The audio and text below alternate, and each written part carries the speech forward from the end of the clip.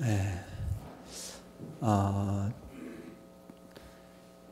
혹시 이렇게 이 가운데 또 이렇게 아프신 분들이 좀 있으시죠? 네. 아프신 분들 가운데 또 하나님의 좀 위로의 복이 함께 하실 것이라고 하는 마음의 그런 감동이 있습니다. 가끔 이렇게 집회하다 보면 어떤 그 몸에 이런 사인들을 주실 때가 있는데 특별히 어제 이렇게 가슴 아픈 분들에 대해서 좀 느끼게 해주셨어요. 가슴이 아프고 갑갑하고 막 심장이 조이고 아침에 이게 뭡니까 그러는데 문득 예전에 제가 궁금해하던 게 하나 생각이 났습니다. 수영로교회 그 정필도 목사님이 코스타에서 집회하실 때 그분이 꼭 말씀 전에 기도할 때 이 말씀을 듣는 중에 암덩어리가 떨어지고 뭐 이렇게 막 그런 기도를 하시면 글쎄 그렇게 하려면 따로 기도를 하실 것이지 왜 꼭 말씀 중에 그 얘기를 되게 기도를 하시나 의아했는데 오늘 아침에 이렇게 묵상하는데 그때 의아했던 부분들이 자꾸 이렇게 생각이 나요. 아마 또 그분이 기도하셨던 것과 비슷한 일들을 또 주기를 원하시나 또 그런 생각도 해보고요. 이 시간 가운데 그냥 하나님께서 자유하게 일하시면서 좀 편하게 우리 가운데 어떤 것들을 다루실 수 있도록 우리를 좀 내어드렸으면 좋겠습니다. 제가 한 번만 더 기도합니다. 하나님, 우리 가운데 어떤 부분들을 만지시기 원하실 때 우리가 반응하기 원합니다. 그렇습니다, 주님. 젖된 아이가 엄마의 가슴을 보면서 그 젖을 그리워하는 것 같이 그렇게 주님, 이 시간에 우리 가운데 하나님을 향한 간절함을 주시고 말씀 가운데 반응이 일어나도록 주님 복을 더하여 주옵소서. 우리 주 예수 그리스도 이름으로 기도드렸습니다. 아멘. 제가 이번에 아틀란타에 와서 보니까 8번째인가 9번째 이사입니다. 예, 이게 좀 의미 있는 이사만 그 정도고요. 간간히 이렇게 옮겨 살았던 것 따지면 뭐 한 20번이 넘는 것 같아요. 이렇게 자주 이사를 하고요. 벌써 제가 96년에 한국을 떠나서 여러 나라에서 살았습니다. 예. 아이를 낳을 때도 막 회임한 곳이 막 곳곳이 될 정도로, 그리고 애들도 다 출생지가 좀 다른 상황이고, 뭐 이제 그렇습니다. 근데 이제 이번에 이사해서 또 정착을 하려니까 모든 것이 다 새롭고, 미국에서도 여러 번 살아봤지만 또 이 모든 것에 대해서 이제 다시 적응해야 되는 그런 시간들을 갖게 됐는데, 그러면서 이 삶이 어떤 면에서는 우리 가정을 건강하게 만든다라는 생각을 했습니다. 어떤 사람들이 볼 때는요, 그 환경이 저희가 처한 환경이 불편한 환경으로 보일 수 있겠지만 저희는요, 이렇게 또 이사하는 가운데 우리가 계속 하나님의 섬세한 인도하신 가운데 들어갈 수 있는 것이 감사하다는 생각을 했습니다. 저희에게 좋은 점은 뭐냐면 이렇게 이사를 많이 하다 보니까 짐이 없어요. 물론 그래도 이제 여기서 떠날 땐 바리바리 싸들고 들어가겠지만 일단 저희가 싸서 비행기에 가져갈 거 외에는 짐을 만들지 않으려고 애를 씁니다. 그러다 보니까 다 제 것이 아니고 빌려 쓴다는 마음을 갖습니다. 그래서 6개월 이상 안 쓸 물건들에 대해서는 빨리빨리 정리를 하게 됩니다.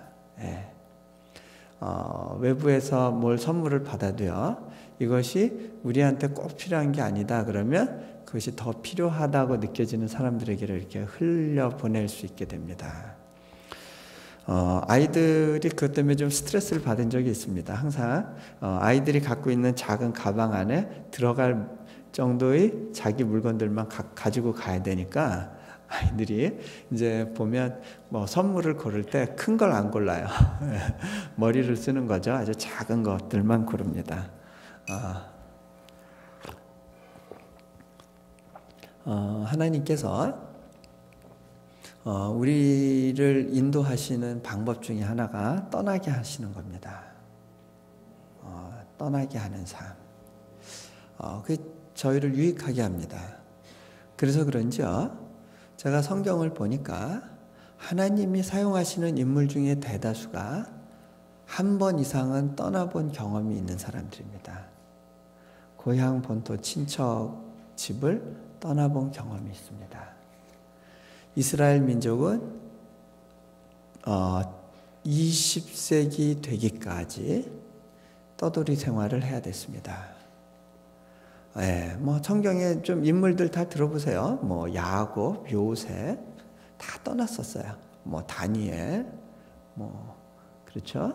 심지어 예수님을 보면요, 예수님은 천국의 삶이 익숙하신 분인데 이분이 유대 땅 어떤 특수한 문화권 속으로 들어가십니다. 그리고 그 땅에서 33년간의 이민자 생활을 하십니다. 그런 면에서 하나님이 나그네에 대해서 참 잘 이해하고 계시는구나라는 생각을 합니다. 특별히 오늘 한 인물을 하나님께서 자신이 익숙한 환경에서 뜯어내신 한 장면을 만나게 됩니다.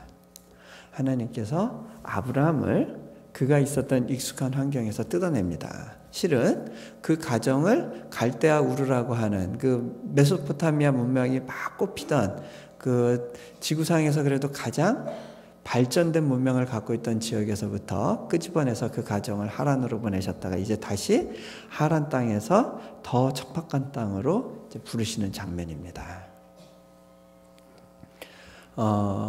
아브라함이요, 처음 떠날 때는 자기 일가 친척 가족들을 다 데리고 갑니다.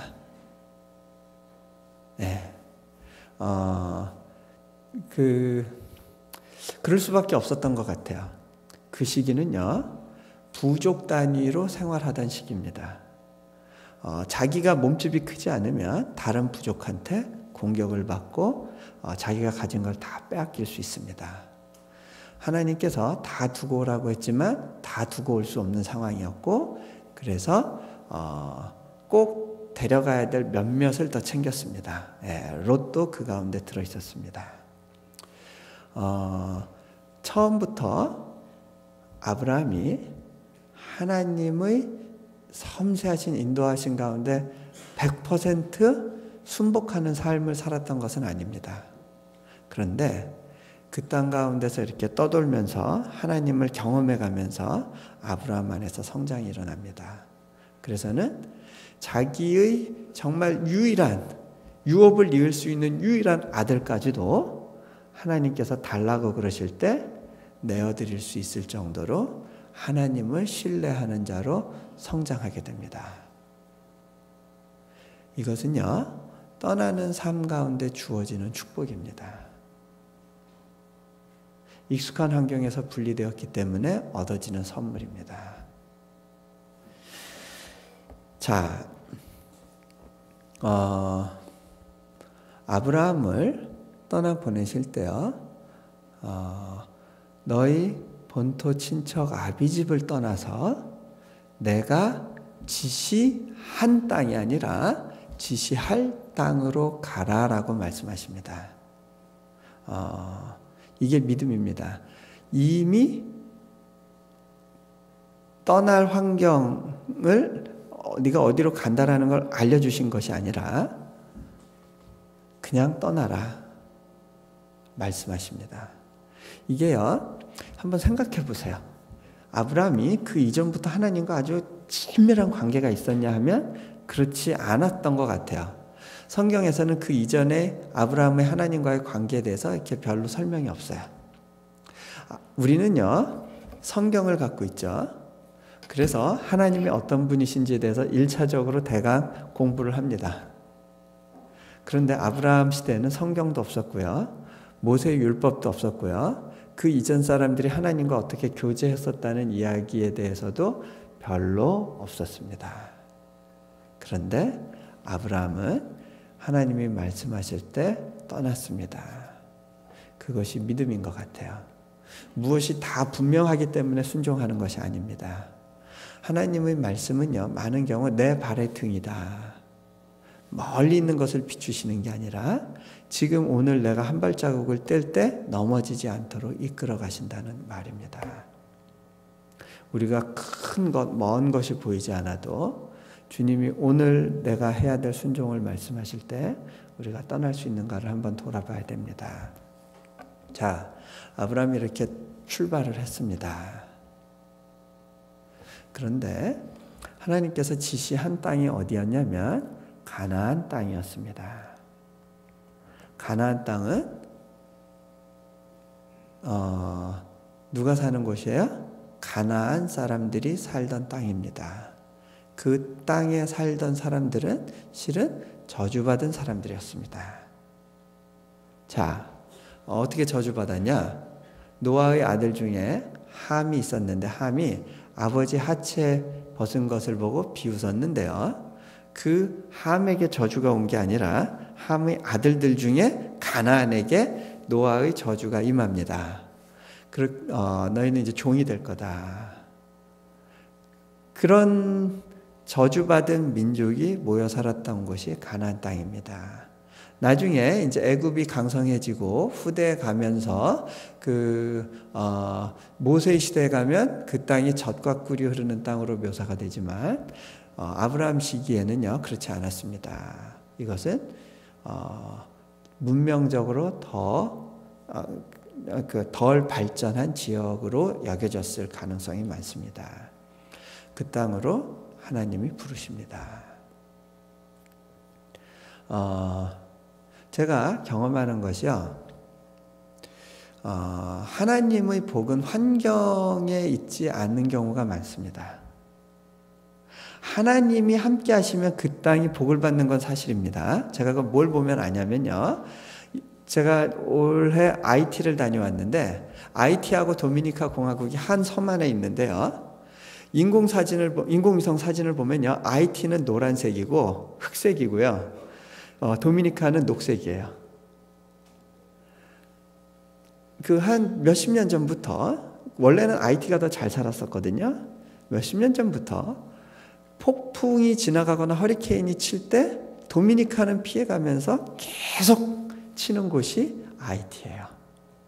IT에 이번에 지진이 났을 때 정부 건물들이 아주 골라서 무너졌어요.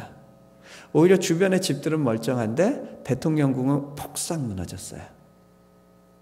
왜 그럴까요? 이게요, 많은 걸 설명해 주는 것 같아요. 북한과 남한도 밤에 위성사진 찍으면 확연히 드러나지 않습니까? 과테말라의 어느 지역에요, 제가 그거는 이제 그 다큐멘터리로 봤는데 이번에 그 남미에 가서 다시 한번 들었는데 과테말라 지역에 그 마을 이름은 기억이 안 나는데 굉장히 험한 지역이 있었습니다. 거기는 술집이 60몇 개인가가 있었다고 그러고 그 조그만 마을에 몇만 명 사는 마을에 그렇게 술집이 많았고 교도소가 여러 개가 있었답니다. 그런데 그 마을 출신 중에 한 명이 복음을 받았습니다. 그리고 그 마을에 와서 교회를 개척했습니다. 교회가 세워지고 나서 변화가 일어났습니다. 하나님이 그 땅을 고치시기 시작했는데 이 사람들이 밭이랑을 일구기만 하면 물이 솟아났습니다. 거기에 흙이 바뀌어져 가지고요. 뭘 심으면 어마어마하게 크게 자랍니다. 그래서 그 지역에서 나는 농산물은 특산품으로 몇 배 비싼 값에 팔려갔습니다. 아니 요만한 홍당무가 이만해요. 홍당무가 무보다 커요. 거기 이재환 선교사님이 그 지역에서 난 그 농산물 몇 개를 들고 와가지고 이거 세관 통과해서 갖고 왔다 그러면서 설교할 때 가끔 보여주신다는데 그 마을에 모든 술집이 문을 닫았고 교도소가 문을 닫았습니다. 이것이요 하나님의 복이 흘러가는 곳에서 나타나는 일들입니다. 자, 하나님이요 아브라함에게 복을 주시기 원했습니다. 무슨 복이냐? 너를 축복하는 자를 내가 축복하고 너를 저주하는 자를 저주하겠다. 그런데 그 복을 주신 이유가 뭐예요? 너를 복의 통로로 사용하겠다예요. 너 잘 먹고 잘 살아가 아니에요. 네가 그 땅에서 복의 통로가 되게 하겠다라는 것입니다.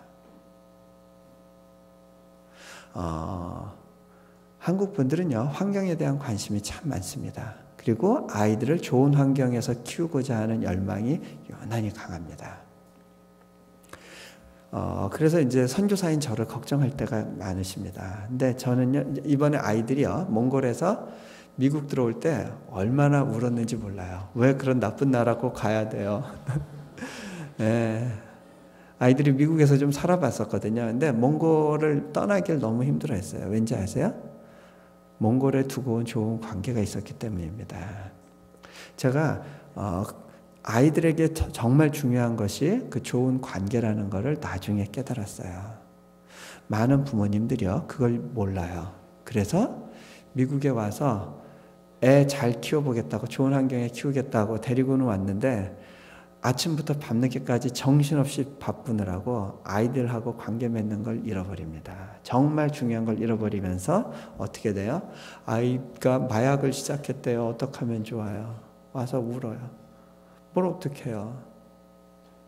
처음 선택에 문제가 있었어요. 뭐가 중요한 건지를 몰랐어요. 우리가 몽골에 있었지만 불행하지 않았습니다. 참 행복했습니다. 불편은 합니다. 불편한 것이 불행한 것은 아닙니다. 아이들이 몽골 떠나는 걸 너무 힘들어했어요. 저희 몽골국제대학교에 다니는 학생들이 저한테 이런 이야기를 했었습니다. 몽골국제대학교가 세계에서 제일 좋은 학교예요. 제가 실은 그 말에 동의가 안 됐습니다. 제가 좋은 학교 많이 봤습니다. 좋은 학교란 좋은 학교 많이 다녀봤습니다. 그런데 우리 학교가 제일 좋은 학교가 아니지, 그런 마음이 있었습니다. 그런데 제가 거기서 몇 년 있으면서 바뀌었습니다. 정말 좋은 학교가 어떤 학교인지 아세요? 좋은 관계가 있는 학교입니다. 교수님이 아이들에게 모든 걸 주기를 원하는 학교. 세상에 그런 좋은 교수들을 또 어디서 만나요? 미국 대학이요? 하버드에서 그런 교수들을 만나요? 아니요. 우리 부모들이요, 좋은 학교 보내려고 안달하죠? 그런데 여러분들 그거 아셔야 돼요. 교회에서 중고등학교까지 지낸 아이들이요, 대학 졸업하고 나서 신앙을 갖게 되는 확률이 몇 %인지 아세요? 신앙을 유지하는 확률이 통계에 의하면 15%입니다. 그래서 미국 부모들 중에 아이들을 바로 대학을 보내는 게 아니라 YM이나 무슨 팀매니아나 이런 단체에 보내가지고 1년간 신앙훈련 시킨 다음에 학교로 보냅니다. 왜? 거기 가서 신앙을 잃게 하고 싶지 않아서. 우리 한국 부모님들은 그 부분에 대해서는 상당히 둔한 편인 것 같습니다.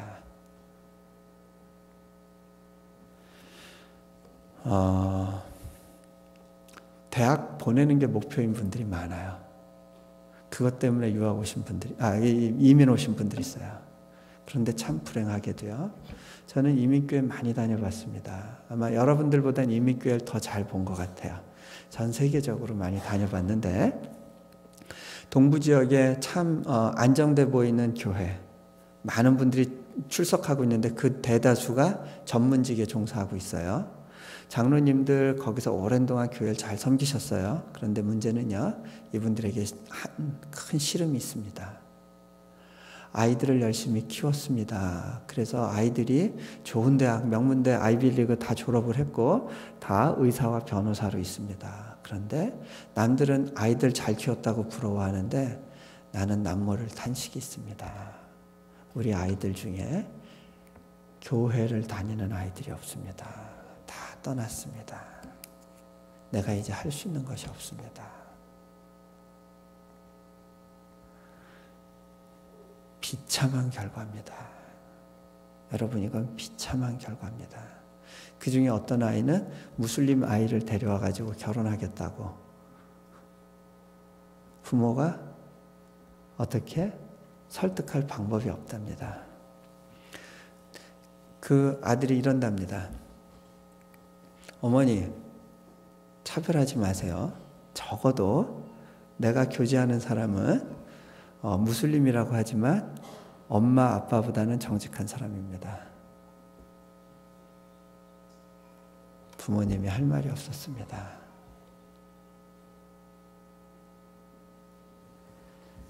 자, 그것이요, 여러분들과 남남의 이야기가 아닙니다. 곧 현실로 닥칠 수 있는 이야기입니다.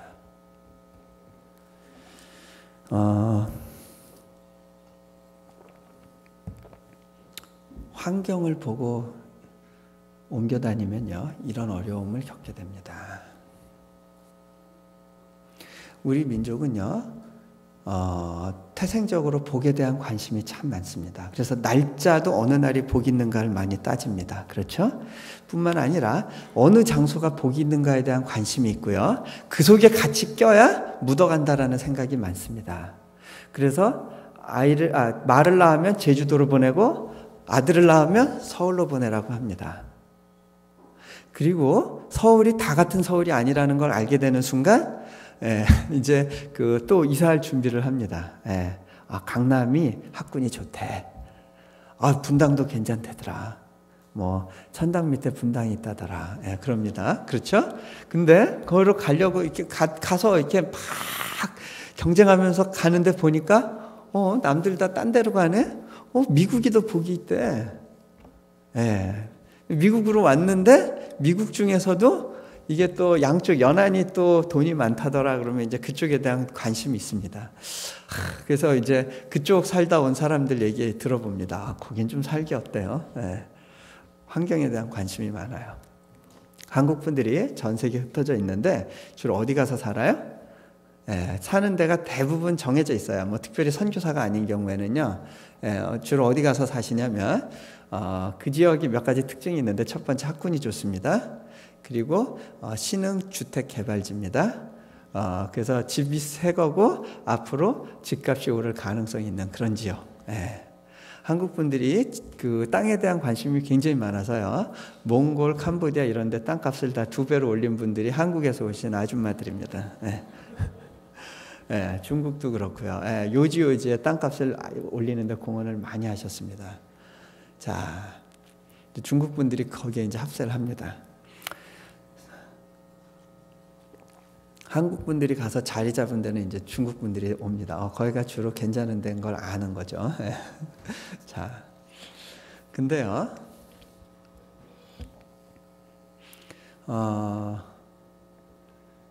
또 다른 종류, 이게 우리가 잘 생각해야 됩니다.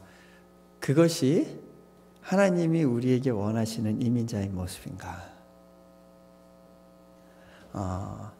롯이라고 하는 사람이 있었습니다. 아브라함 따라서 왔는데 이 사람은 다른 관심이 있었습니다. 이 목자들 간에 이제 다툼이 생기니까 아브라함과 롯이 이제 갈라서야 될 시점이 됐을 때 아브라함이 이야기합니다. 네가 좌하면 나는 우하겠고 네가 우하면 나는 좌하겠다. 그때 롯이 주변을 둘러봅니다. 그리고 고른 땅이 있는데 그 고른 이유가 뭐냐면 소돔과 고모라 땅인데 그 고른 이유가 앞에 나옵니다. 그 땅을 바라보니 풍요해 보였다. 물이 많았고 여호와의 물된 동산 같았다. 여기 가면 내가 잘 살 수 있겠구나. 이민 온 목적이 아브라함을 하란에서 그 가나안 땅으로 부르셨던 그 부름과는 다른 쪽에 있었어요. 포커스가 그렇게 되니까요, 이 사람의 삶이 어떻게 전개되나 보십시오. 그 땅에 갔을 때 제일 먼저 원했던 것이 그 사람들하고 빨리 동화되는 거였습니다. 그 사람에게 있어서는 하나님의 선한 영향력이 자기를 통해 그 땅에 흘러나가는 것이 아니었습니다. 그렇기 때문에 하나님께서 그 땅에 의인들을 찾고 의인 몇 명만 있으면 내가 그 땅을 구원하겠다라고 했을 때 의인이 되지 못했고 의인을 곁에 두지 못했습니다. 롯이 가서 그 사회에 빨리 동화해야 됐기 때문에 딸들을 그 동네 사위한테 시집을 보내는데 그 사위들이 불안당이었고 경건하지 못한 자들이었습니다. 그 경건하지 못한 문화를 그대로 딸들이 전해봤습니다. 그리고 나서 어떻게 돼요? 나중에 아버지하고 관계해서 아이들을 갖게 되죠. 그 아이들은 하나님의 자손과 대대로 대적하는 자손이 됩니다. 그 아내는 어떻죠? 그 땅이 너무 좋았어요. 그 땅에 하나님께서 그 땅을 멸하신다고 그랬는데도 그 땅에 두고 온 게 너무 아까웠어요. 저 땅에 내가 좋아하는 쇼핑몰도 있고, 내가 좋아하는 H마트도 있고, 아시도 있고 다 있는데 어떻게 두고 와? 예, 차마 고개를 떼질 못합니다. 예. 결국 어떻게 돼요? 그 땅에서 나오지 못하고 소금 기둥이 됩니다. 또 다른 이민자의 모습입니다.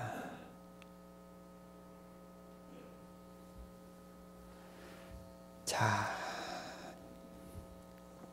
하나님께서요, 우리 민족에 대한 특별한 관심이 있으시다는 것을 제가 해외에 나가서 많이 느끼게 됩니다. 제가 미국 살 때만 해도요, 한국적인 거에 대해서 이렇게 존중하는 마음이 많지 않았던 것 같아요. 예.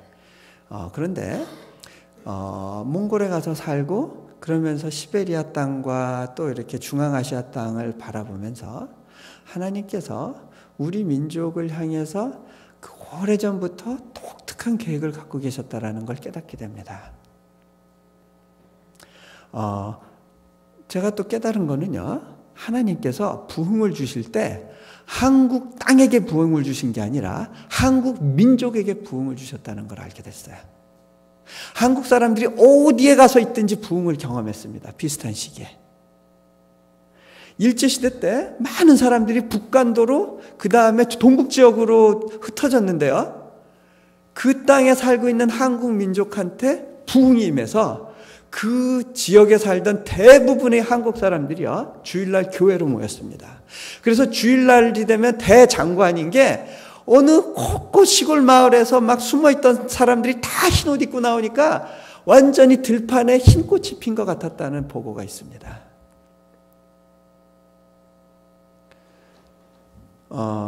하나님이요, 동북지역에 조선족을 두셨어요. 물론 많은 문제도 있었지만 그 조선족에게 특별히 중국의 기독혁명이 일어날 때 그 조선족들 가운데 변화된 사람들이 그렇게 많았고요.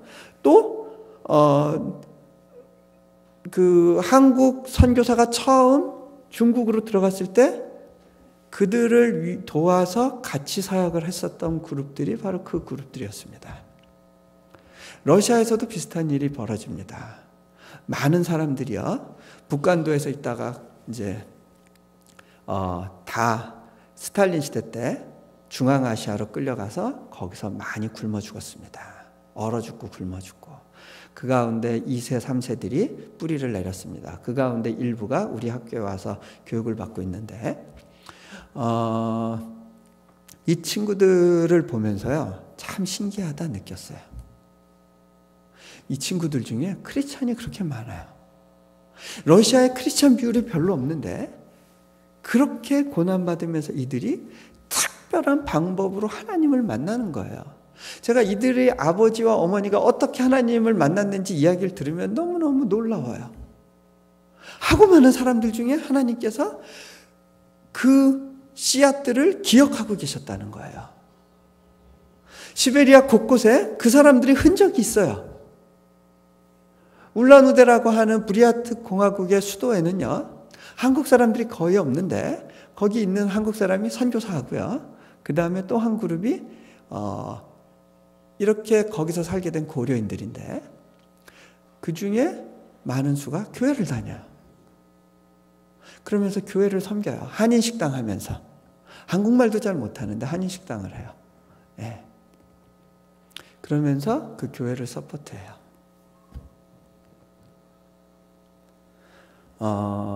하나님께서 특별한 계획 가운데 한 민족을 흩으셨습니다. 우리나라 사람들은요, 땅에 대한 관심이 많아서 땅에서부터 분리되는 것에 대한 두려움이 있었습니다. 그런데 이들을 하와이로, 멕시코의 애니갱으로 막 이렇게 흩어보내십니다. 그 세대가 지나고 난 다음에 그 세대가 나중에 한국 선교를 위한 중요한 어떤 기여를 하게 되는데, 그 세대가 끝나고 난 다음에 6.25 이후에 또 하나님께서 많은 한국 사람들을 조금씩 흩기 시작했습니다. 제가 YM 베이스에 있을 때 한 YM 리더한테서 들은 이야기인데요. 60 넘으신 그분이 이런 이야기를 했습니다.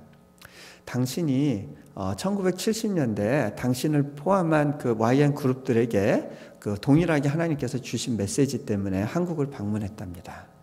그 메시지가 뭐였냐면, 내가 이 민족을 들어서 선교하는 민족으로 쓸 거다. 너희는 그들을 위해서 중보해라. 그래서 그 땅으로 갔답니다. 1970년대 한국 민족이 선교하게 될 거라고는 어느 누구도 생각해 보지 못했을 때입니다. 이분들이 가서 여러 교회를 다니면서 중보를 하는데, 특별히 이제 신학교에 가서 이렇게 말씀을 나눌 때 사람들이 반응이 긴가민가 하고 좀 이렇게 냉랭했답니다. 한 분이 손을 들고 이렇게 이야기를 했대요. 당신이 우리 상황을 너무 이해를 못합니다. 당신들이야 미국 여권이 있고 그러니까 전 세계를 다니면서 뭐 이렇게 복음도 전하고 그럴 수 있지만, 우리는 여권을 받을 수가 없습니다. 여권이 나와도 갈 수 있는 나라가 없습니다. 지금은요, 한국 여권으로 갈 수 있는 나라가 더 많습니다. 아시죠? 네. 남미로 가려면 미국 여권을 갖고 계신 분들은 다 비자 받아야 됩니다. 한국 여권으로 비자 받을 나라가 거의 없습니다. 자, 근데 그 당시에 그렇게 이야기를 했어요. 한국 사람은 여권을 받을 수가 없는데 지금 무슨 꿈 같은 이야기를 하고 있습니까? 그때 이분이 거기 모인 분들한테 이렇게 도전을 했답니다. 우리가 한국 민족이 하루빨리 여권을 받는 날이 오도록 이 시간 중보하면서 기도합시다. 뜨겁게 기도했답니다. 자, 하나님이 계획이 있으셨어요. 1989년 올림픽 이후에 해외여행 자유화가 선포됩니다. 그 이후로 갇혀있던 한국 민족이 해외로 나옵니다. 하나님께서 그 이후에 여러 가지 어떤 한국 사회의 이슈들을 가지고 한국 분들을 해외로 흩어 보내시기 시작했습니다. 첫 번째로 한국의 공교육을 황폐하게 하셔서 애 가진 부모들로 하여금 도저히 못 살겠다. 자, 애 때문에 이주해 가게 하셨습니다. 또 교육열을 높이셔서, 두 번째로 이제 영어 교육에 대한 열풍이 불게 하셨습니다.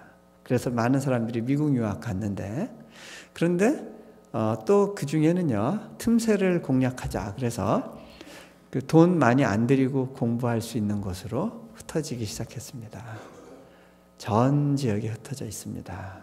뭐 영어를 조금이라도 한다는 나라에는 한국 분들이 다 영어 배우러 가 있습니다. 그 다음에요, IMF라고 하는 그 국제 금융 단체를 이용하셔서, 그 기관을 이용하셔서 한국 사람들을 또 해외로 흩으셨습니다. 기업을 망하게 하셔서 도저히 여기서 안 되겠다 하고 제3세계에서 또 다른 기회를 찾아 많이 나가게 하셨습니다. 처음에 중국으로 몰렸는데 하나님께서 이제 중국 선교는 됐다 싶으시니까 이제 유엔화 절상 압력을 통해서 또 그 투자 환경을 좀 어렵게 하셔서 동남아로 방향을 이제 바꾸시고 계십니다. 한국 사람들이요, 그곳에 가서 뭐 하냐면 교회를 세웁니다. 기록이 엄마들도 열심히 교회 나오면서 서포트합니다. 누가 기록이 엄마로 짜증내더라고요. 근데 내가 독수리지 왜 기록이 엄마냐고. 독수리는 아무 때나 집에 갈 수 있다고 그런 얘기를 하시는데 근데요, 그렇게 해서 흩어져서 교회를 세우는데 제가 보니까요, 이 이민교회가 갖고 있는 선교적인 역량이 있더라고요. 저는 실은 뭐 이렇게 집회를 많이 하긴 하는데 한국에선 거의 집회를 안 하는 것 같아요. 이렇게 보면 제가 우선순위 때문에 그렇다는 생각을 하게 됩니다. 우선순위 중에 그 이민교회, 특별히 선교지에 있는 이민교회가 제가 그 1순위예요. 그래서 그런 지역에서 초청을 하시면 실은 제가 비행기표를 제가 마련해서라도 가는 경우가 있습니다. 그래서 이민교회에 대한 관심이 많아요. 그게 제가 이민자로 살아가기 때문이기도 하지만 또 다른 이유가 있는데 이민교회가 갖고 있는 선교적인 역량을 보기 때문에 그렇습니다. 그런데 제가 보면 참 미주 지역의 교회들은 안타깝다라고 생각될 때가 있습니다. 미주 지역의 한인교회들을 보면서 참 안타깝다. 제가 이란의 선교사님들을 섬겨드리러 들어갔다가 그 두바이에 있는 어느 한인교회에서 말씀을 전하게 됐는데 제가 거기서 말씀을 전하게 된 그 시점이 이제 부활절 때였는데요. 한국의 큰 교회에서 부활절 특별 새벽 기도회 인도해 달라고 요청을 했습니다. 근데 제가 못 가겠다고 그랬어요. 그랬더니 굉장히 당황해 하시면서 이유가 뭐냐고 물었습니다. 예, 어디 작은 이민교회 가서 말씀 전해야 된다고. 선교사님, 우리 교회에서 말씀을 전하면 인터넷 방송으로 전 세계로 갑니다. 왜 굳이 그렇게 어렵게 일을 하십니까? 이야기를 했어요. 근데 저는요, 그분하고 생각이 좀 달랐어요. 제가 볼 때는요, 한국의 대형교회보다 선교지에 있는 이민교회가 갖고 있는 선교적인 역량이 더 크다는 걸 알았어요. 중국에 있는 한인교회, 이 교회는요, 그 자체가 선교 베이스 역할을 할 수 있습니다. 물론 선교단체와 교회는 다릅니다. 존재 목적이 좀 다를 수 있어요. 하지만 교회가 선교 베이스 역할을 할 수 있도록 선교지에서는 그런 특수한 길들을 많이 열어주셨어요. 거기서 있는 사람들은요, 이미 현지화가 돼 있어요. 현지 언어가 쉽고 그 현지에서 어떻게 리소스를 동원해야 되는지를 압니다. 거기서 자란 2세들은 훌륭한 가이드가 됩니다. 선교사의 베이스 캠프가 됩니다. 그래서 제가 볼 때는 저 교회가 좀 더 중요합니다. 그리고 거기로 갔어요. 그때요, 두바이에 알카에다에서 그 부활절을 맞아서 폭탄 테러를 하겠다는 첩보 때문에 그 지역에 이제 경찰이 깔렸습니다. 제가 주일날 반토막 나겠구나 생각했습니다. 한 반 정도 나오시겠구나. 그런데 한 90몇 %가 출석을 하셨어요. 교인의 90몇 %가. 이렇게 많이 오셨네요. 제가 보니까 그 중에는 교회 정보에 어두워서 그냥 평소대로 오신 분들도 있었어요. 네, 여러분, 교회 정보에 좀 밝을 필요가 있어요. 자칫하면 봉변을 당합니다. 근데 많은 분들이요, 그 내용을 알면서도 주일 예배를 오셨어요. 그 교회는요, 예배하는 공동체라고 하는 구호를 갖고 있었어요. 선교하는 공동체가 아니에요. 근데 그 교회에 한 500여 명 모이는데 한 250여 명의 선교사를 후원하고 있었어요. 선교사 후원 자체가 중요한 게 아니라 이분들이 갖고 있는 생각은 적어도 유럽과 아프리카 중동권을 통틀어서 한인교회 중에 우리 교회가 제일 큰데 우리 교회가 이 땅 가운데 섬겨야 되는 분량이 있다라고 하는 그런 사명의식이 있었어요.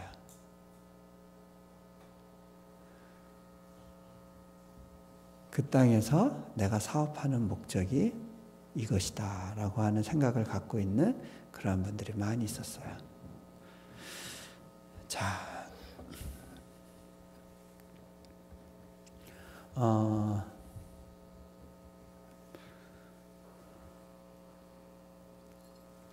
사도 바울이 세계 선교를 했다. 그런데 그 뚜껑을 열어보면요, 그 선교 방식이 어떤 거였냐면 주로 유대인 디아스포라들이 모여 살던 곳으로 가는 거였습니다. 그때 유대인들이 주로 상업을 해서 돈을 벌었기 때문에 교통의 중심지에 모여 있었습니다. 그 지역을 찾아갑니다. 뭐 로마, 고린도, 뭐 그다음에 그 소아시아의 주요 항구 도시들 뭐 다 이제 방문했던 지역들이 그런 지역들입니다. 근데 그 지역에 가서 제일 먼저 찾아간 곳이 유대인 회당입니다. 동족들이 세운 회당에 가서 거기서 말씀을 전하면서 그 주변에 있는 경건한 경건한 이방인들에게 복음을 전하기 시작합니다. 그것이 사도 바울의 선교 모델이었습니다. 자, 선교지에 있는 교회는요, 태생적으로 선교의 사명을 받습니다. 그런데 제가 보면요, 우리 미주 지역의 교회는 아주 독특해요. 우리는 미주 지역에 한인교회가 많다 보니까 이것이 이민교회의 일반적인 모델이라고 오해를 합니다. 이건 굉장히 예외적이고 독특한 모델이라는 걸 여러분들이 좀 이해할 필요가 있습니다. 여러분이 갖고 있는 교회 구조는요, 아주 특별한 예외적인 거예요. 제가 한 가지 예를 들어볼까요? 자, 미국에 있는 이민교회들은요, 주로 영어 예배를 만들고 싶어 합니다. 그런데 영어 예배를 만드는 이유가 뭔지 아세요? 우리 아이들만큼은 영어에 좀 더 익숙하게 하자. 물론 다른 이유도 있지만, 그래, 애들은 이 주류사회 속에서 마음껏 활동하도록 만들어줘야 돼. 그러려면 처음부터 영어로 가자 라는 생각을 했습니다. 그런데요, 태국이나 중국에 있는 교회가 현지어로 예배하는 경우는 별로 없습니다. 한인교회가. 그렇게 굳이 한다면 그 이유는 뭐죠? 현지인들에게 다가가기 위한 노력의 일환입니다.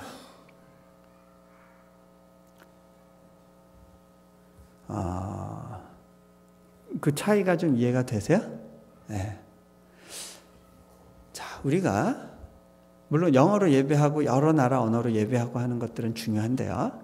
그것의 1차적인 동기가 무엇인가가 중요합니다. 그것 때문에 어떤 결과가 오는지 아세요? 1세대와 2세대 간에 단절이 옵니다. 2세대가 더 이상 1세대를 존중하지 않게 됩니다. 그들을 대하는 것을 불편하게 여깁니다. 그래서 아이들이요, 권위와 가까이 있으면서 권위에 자연스럽게 순복하는 법들을 배우지 못합니다. 갈등이 있고요, 불편함이 있고요, 나는 저들 때문에 당하고 있고 상처받았다라는 생각을 갖습니다. 여러분, 이스라엘의 역사를 보세요. 사단이 그들을 공격하려고 할 때요, 선왕들을 공격해서 그 사람들이 꼬꾸라지게 하는 게 아니라요, 그 후계자를 공격합니다. 그러면 이스라엘의 영적인 환경은 엉망이 됩니다.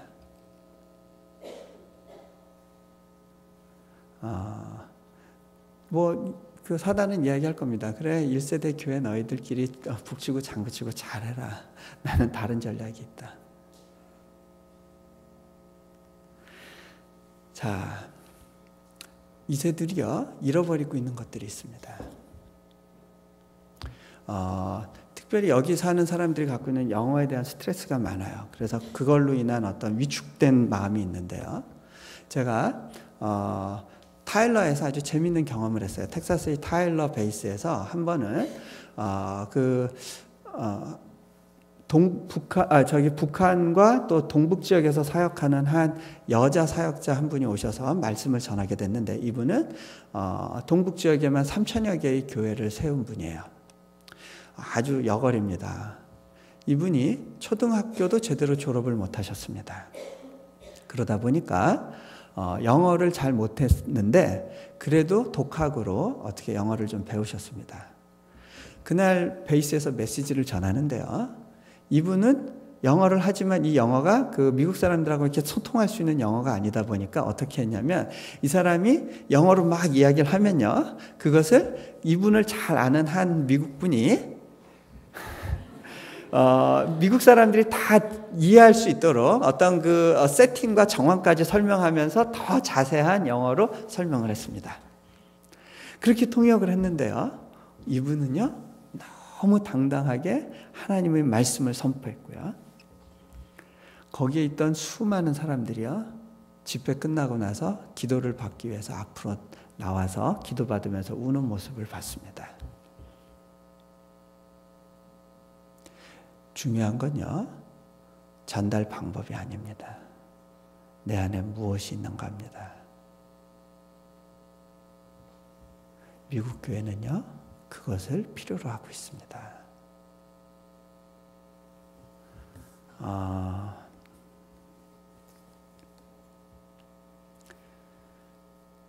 자, 하나님께서요, 이민자들을 이 시대에 특별하게 사용하고 계십니다. 한국 민족이요, 지금 전 세계로 흩어져서 교회를 세우고 있다고 그랬죠. 미국에 한국 사람들이 안 들어간 지역을 찾기가 쉽지 않습니다. 예. 그 알래스카의 오지에도요, 한국 분이 거기서 중국 식당을 하십니다. 중국 음식을 배우지 못한 분인데 가서 중국 식당을 열어서 한국 음식을 적당히 개조해서 판매하면서 돈을 많이 번답니다. 예.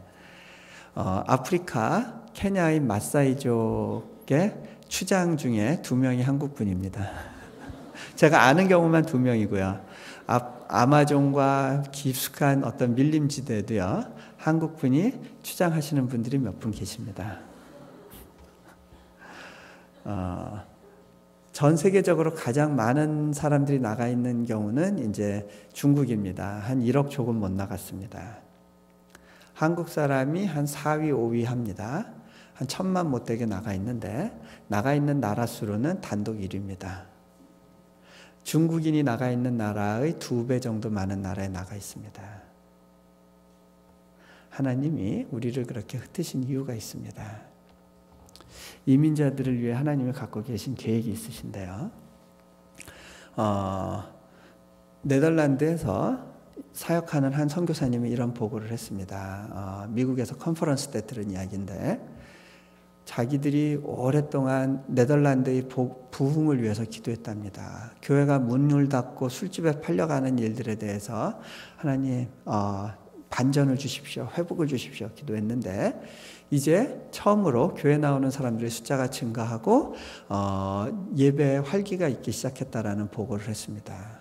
앞으로 우리에게 소망이 있습니다. 그런데 그 소망이 있는 이유가 뭔지 아세요? 그 이유가 바로 그 지역에 들어오는 아시아 이민자들 때문이랍니다. 아시아 이민자들 중에 크리스찬 비율이 30%가 넘는답니다. 무슬림도 많이 오지만 무슬림보다 훨씬 높은 비율이랍니다. 무슬림만 아이를 많이 낳는 게 아니라 크리스찬 부모들도 아이를 많이 낳는답니다. 이제 우리에게 변화의 징조가 나타나고 있습니다. 고백합니다. 인도네시아가요, 1960년대 놀라운 부흥을 경험했는데, 이 인도네시아 교회는 그 안에 갇혀 있었습니다. 그런데 하나님께서 놀라운 핍박을 인도네시아 교회에 주기 시작하셨고, 인도네시아 사람들이 해외로 나가기 시작했습니다. 그러면서 선교의 눈 뜨기 시작했습니다. 이민교회가 이루어지면서 자연스럽게 선교의 눈을 뜨게 됐고요. 이들이 기도하고 있습니다. 하나님, 적어도 한국보다는 많은 선교사를 보내게 해주십시오. 24시간 쉬지 않고 기도하는 그룹들이 많아지고 있습니다. 그 중에 한 그룹은 하나님, 이 미국 교회를 깨워주십시오 하고 기도합니다. 미국도 비슷한 현상이 일어나고 있는데, 백인들이 교회 나오는 숫자는 정체되어 있는데, 이민자들이 교회 나오는 숫자가 증가하면서 브라질 교회, 나이지리아 교회, 한국 교회, 이 교회가 성장하면서 그 교회 어떤 그 영적인 분위기를 이끌고 있습니다. 이제 앞으로 이들이 본격적으로 주도하는 시기가 올 겁니다. 이미 남반구의 기독교인 숫자가 북반구의 기독교 인구를 처음으로 초월했습니다.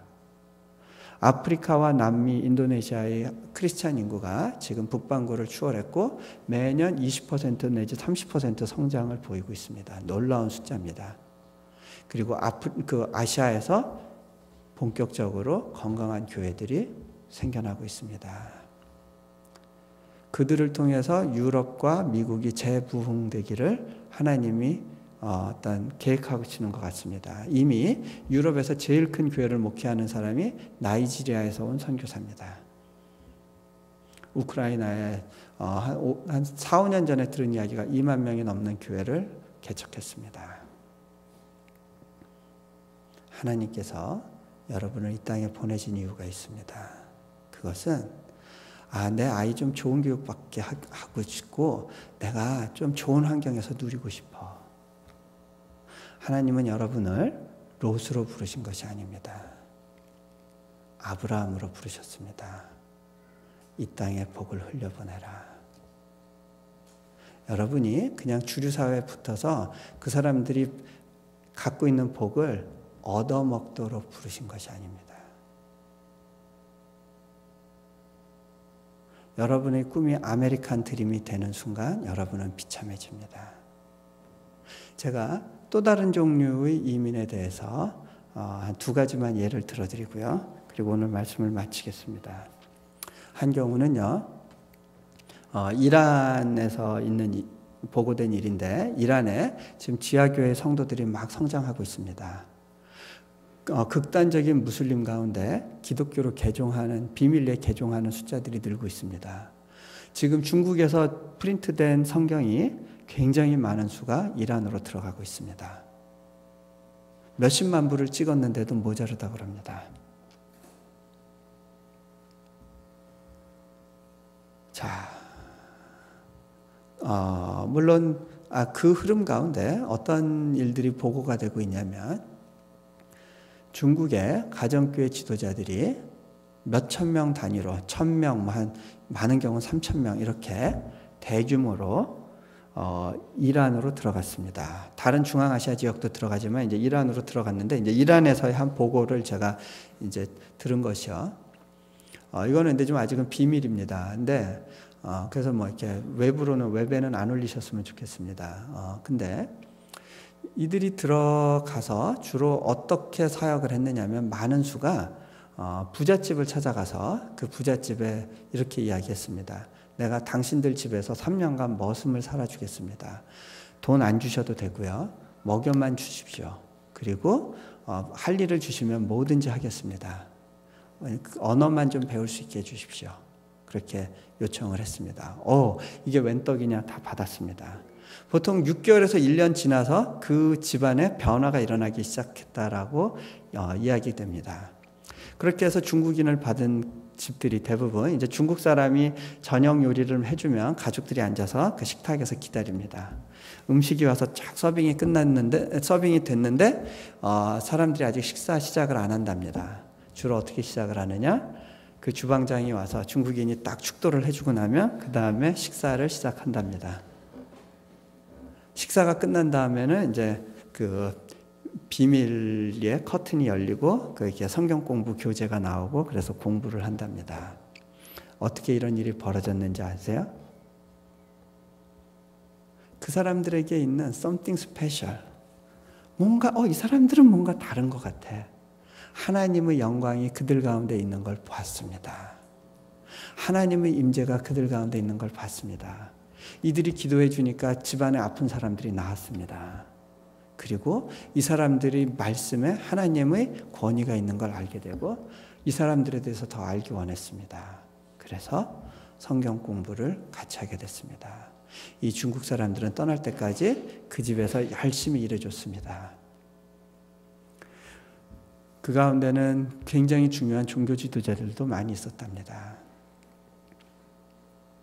테러 지도자 중에 한 명이 회심하고 나서 예멘 사태 때 전화했답니다. 그쪽 테러 책임자한테 비밀리에 전화하기를 당신 중국 사람들은 이번 일에 건드리지 말아라 부탁했답니다. 이들이 돌아갈 때 그냥 돌아가는 게 너무 안타까워서 자기 나라에서 난 보석들을 한 주먹씩 안겨줬답니다.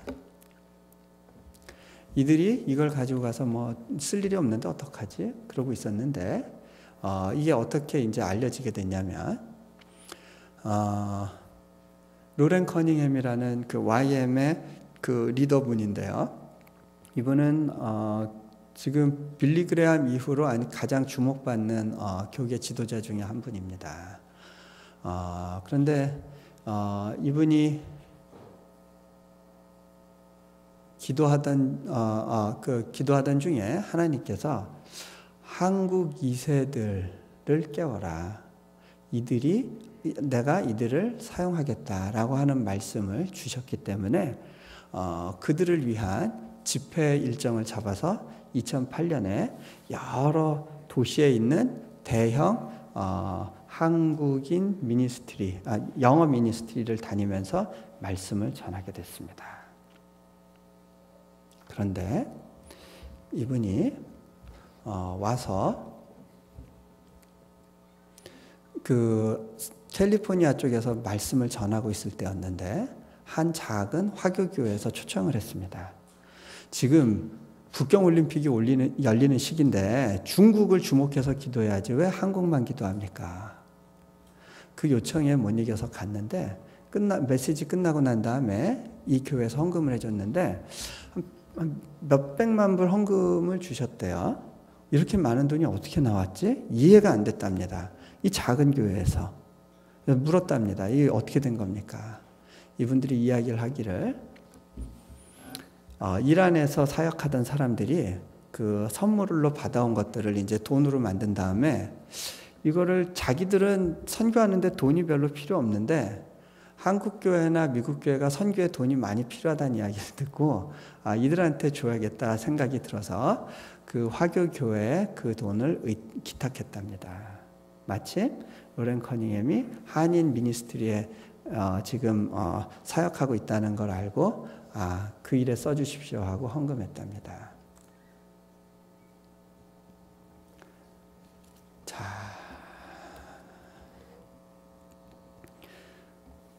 우리가요 남의 집 머슴 살 수 있는 힘만 있어도요 하나님의 영광을 위해 일할 수 있습니다.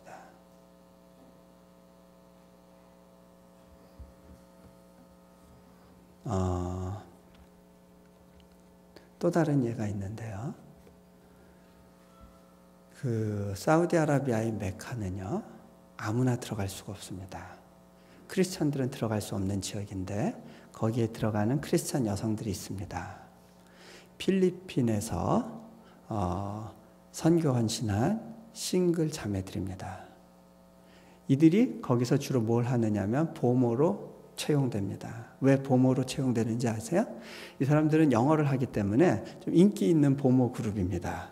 그래서 그 메카 지역에 사는 어떤 그 종교 지도자나 귀족들이 이들을 데려다가 보모로 쓰는데 때로는 갇힌 세계 속에 있으니까 성폭력의 위협이 도사리고 있답니다. 그런데 그 가운데서 이들이 하고 있는 일이 있습니다. 그 집안의 자제들을 크리스천으로 양육하는 겁니다. 그 중에 일부는 이제 발각이 됩니다. 아이들이 뭐 집에서 허구한 날 부르는 노래가 Jesus loves me, this I know 이렇게 돼버리면 이제 부모들이 이제 확인할 거 아니에요? 어이 뭐야? 너 지금 무슨 노래니? Jesus? 너 누구한테 들었어? 그러고서 이제 캡니다. 그것 때문에 쫓겨나게 된 보모가 있었습니다. 그 쫓겨난 보모를 다시 찾아서 필리핀까지 그 부모가 한 달 만에 왔답니다. 왠지 아세요? 아이들이 그날 이후로 밥을 안 먹기 시작했습니다. 보모를 돌려주세요. 아이들이 열병에 시달리면서 그녀를 찾습니다.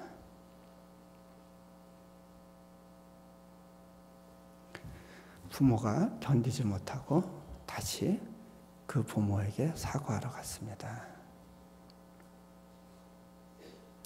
우리가요, 남의 집 식모살이만 할 수 있어도요, 하나님의 영광을 드러낼 수 있습니다.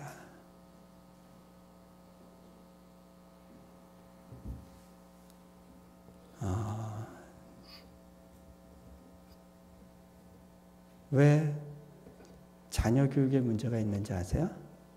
하나님이 우리에게 흘려보내려고 하는 복이 그들에게까지 미치지 못하기 때문입니다. 제가 로렌 커닝햄 이야기 중에 또 들은 게 이분이 재작년이었군요. 저기 아이압이라고 하는 단체의 리더를 초청을 했습니다. 기도하는 가운데 하나님께서 앞으로의 선교는 선교와 중보기도가 같이 간다라고 하는 메시지를 너무 분명하게 들려주셔서 그 부분을 놓고 기도하다가 중보기도에 있어서 자기들보다 앞서갔다고 생각하는 단체를 초청하기로 했답니다.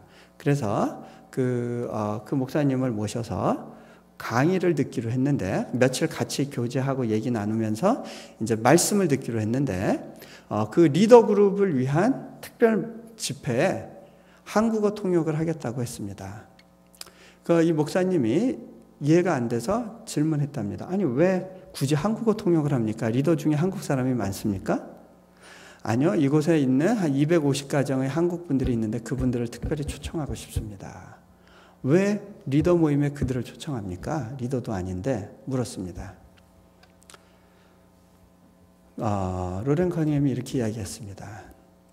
적어도 중보기도에 있어서는 그 기원이 한국교회에서부터 있습니다. 이 민족은 특별히 중보기도의 은사와 축복을 받은 민족입니다.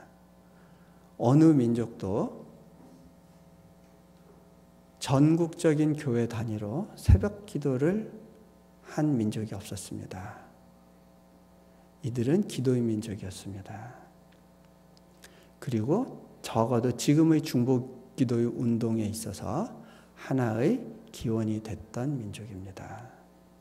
그렇기 때문에 내가 그들에 대해서 존중하는 마음이 있습니다.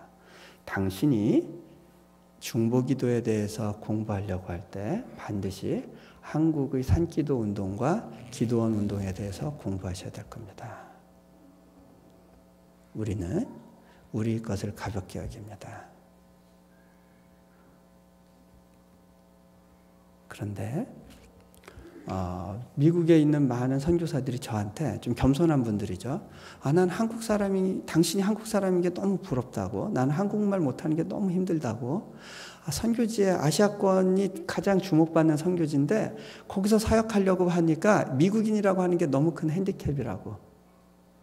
한국 사람이 갖고 있는 문화적인 소통성과 그 언어 장벽을 넘을 수 있는 그런 것들이 너무 부럽다고 저한테 고백을 했습니다. 그걸요, 한국 부모들이 아이들한테 얘기하면 흥합니다. 그죠? 한국 분이 나와서 미국 애들 앉혀놓고 서툰 영어로 그런 얘기하면 뭐 웃습니다. 예. 이렇게 딴짓합니다. 그런데 백인 선교사가 와서 그 얘기하면 아이들이 흥분합니다. 우리 안에 단절이 있어요. 하나님께서 이 미국 교회에 있는 우리 한인 2세들을 사용하겠다고 하실 때 제가 이해가 안 됐어요. 하나님 왜 굳이 이들입니까? 제가 보니까 남미에서 자라는 애들, 중국에서 자라는 애들이 훨씬 건강한데요. 아이덴티티 크라이시스? 이런 거 없어요, 걔네들. 훨씬 자부심이 있고 건강하게 자랐어요. 미국에서 자란 애들이 언어도 잘하고 이중 언어에다가 거기 또 문화적인 장벽에 대해서 넘어갈 수 있는 경험이 있지 않습니까? 남미에서 자란 애들은 더 언어도 많이 하고 장벽도 훨씬 더 쉽게 극복하는 것 같은데요. 제 이해가 안 됐습니다. 기도하는데 어느 날 하나님이 이렇게 말씀을 주셨어요. 내가 왜 그들에게 주목하고 있는지 아니? 그것은 그들이 갖고 있는 장점 때문이 아니란다.